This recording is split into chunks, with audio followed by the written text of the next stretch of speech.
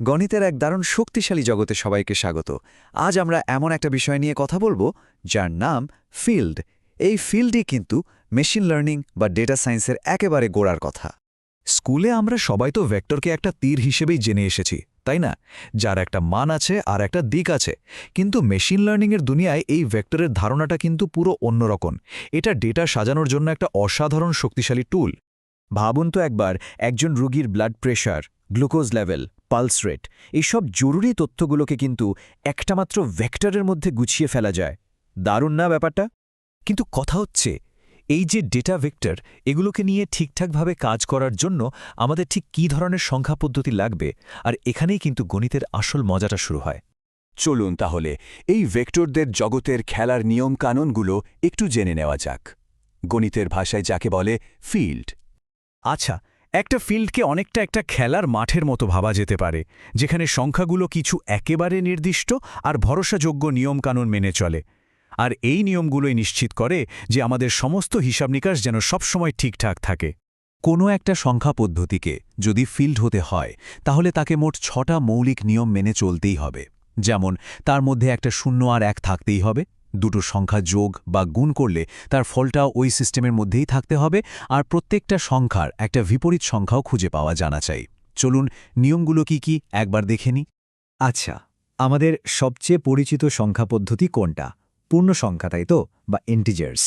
এখন প্রশ্ন হলো, এই পূর্ণ সংখ্যার সেটটা কি এই খেলার সব নিয়ম মানে এটা কি একটা ফিল্ড হতে পারবে? বেশ, প্রথম পরীক্ষা 0। কি আছে? হ্যাঁ, পূর্ণ সংখ্যার সেটে 0 আছে। তার মানে প্রথম পরীক্ষায় পাস। এরপরে দুটো পরীক্ষা, দুটো পূর্ণসংখ্যা যোগ করলে কি ফলটা একটা পূর্ণসংখ্যাই হয়? হ্যাঁ, হয়। আর প্রত্যেকটা সংখ্যার কি একটা যোজক বিপরীত আছে, যেমন 5-এর জন্য -5, সেটাও আছে? বাহ, এখনও পর্যন্ত তো সব ঠিকঠাকই এগোচ্ছে।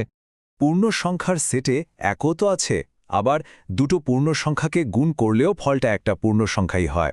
বাহ, মনে হচ্ছে পূর্ণ সংখ্যা তো এই পরীক্ষায় পাশ করেই ফেলল প্রায়।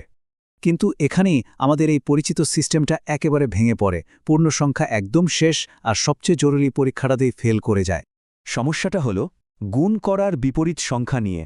যেমন ধরুন 2, এর গুণক বিপরীত কি? 1/2, মানে হাফ। এটা কি একটা পূর্ণ সংখ্যা? না। আর ঠিক এই কারণেই পূর্ণ সংখ্যা ফিল্ড হতে পারে না। আর এই একটামাত্র ব্যর্থতার জন্য পূর্ণ সংখ্যার এত বড় একটা সেট, যেটা এত কাজের, সেটাও আমাদের মেশিন লার্নিংয়ের জন্য একটা নির্ভরযোগ্য ভিত্তি হতে পারল না। কিন্তু হতাশ হওয়ার একদম কারণ নেই। গণিতের ঝুলিতে এর জন্য একটা অসাধারণ, বলতে পারেন প্রায় জাদুকরী সমাধান অপেক্ষা করছে। চলে এলাম মডিউলো 5 এর জগতে। এটা অনেকটা 5 ঘন্টার একটা ঘড়ির মতো। ভাবুন তো, একটা ঘড়িতে শুধু 5টা ঘন্টা আছে, এখানে সংখ্যাও মাত্র 5টা: 0, 1, 2, 3 আর 4। এই স্লাইডের টেবিলটার দিকে একবার তাকান। কি অদ্ভুত ব্যাপার, তাই না? এখানকার যে কোনো দুটো সংখ্যা যোগ করুন, ফলটা কিন্তু সব সময় ওই 0, 1, 2, 3, 4 এই ছোট্ট সেটের মধ্যেই থাকছে। যেমন ধরুন 3 আর 4 যোগ করলে এখানে হয় 2। দারুণ না? আর এখানেই কিন্তু আসল জাদুটা লুকিয়ে আছে। চলুন দেখি এই ছোট্ট সিস্টেমটা কি সেই কঠিন সমস্যাটার সমাধান করতে পারে, যেটার জন্য অসীম পূর্ণ সংখ্যার সেটও ফেল করে গিয়েছিল। এই দেখুন, এই সেটের প্রত্যেকটা অশূন্য সংখ্যারই একটা গুণক বিপরীত আছে। আর সবচেয়ে বড় কথা হলো, সেই বিপরীত সংখ্যাটাও এই সেটের মধ্যেই আছে। যেমন 2-এর বিপরীত হলো 3, আর 4-এর বিপরীত ভাবা যায় 4 নিজেই।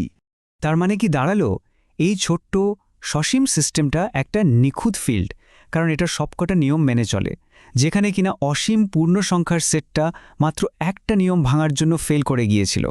তাহলে আমরা আমাদের ভেক্টরের জন্য একটা শক্তপোক্ত ভিত্তি তো খুঁজে পেলাম, কিন্তু এই আবিষ্কারটা আমাদের সামনে আরও একটা নতুন আর বেশ গভীর প্রশ্ন তুলে ধরে।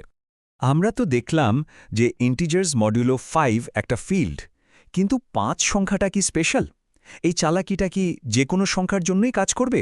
আচ্ছা, যদি আমরা ইন্টিজার্স মডিউলো 4 ব্যবহার করতাম, তাহলে কি হতো? তখনও কি আমরা একটা ফিল্ড পেতাম? ভাবার মতো প্রশ্ন, তাই না?